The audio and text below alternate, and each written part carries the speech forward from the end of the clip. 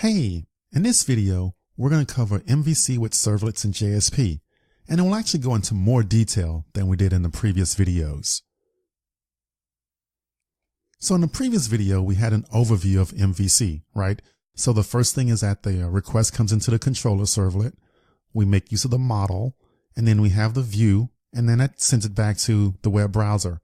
However, in the previous videos, we didn't really get into the details of step 2 as far as using the model. So that's what we'll do in this video. We'll actually create a helper class called studentdatautil.java, and it's going to be our model.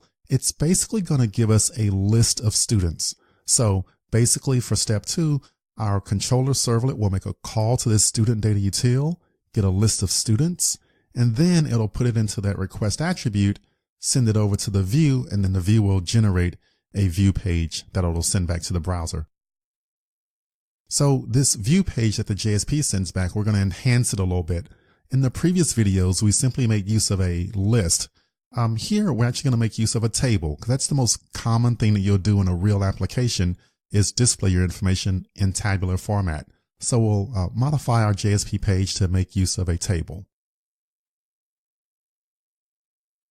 Now, as you know, I love to-do lists. I like to do everything step by step. So the first thing we're going to do is we're going to create a student class. The second thing we'll do is create that helper class for the model, studentdatautil. Then we'll create our MVC servlet.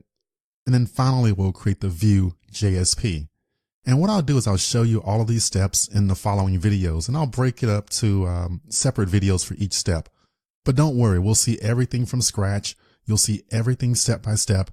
And then finally at the end, we'll pull it all together as one big application so you can see how it works.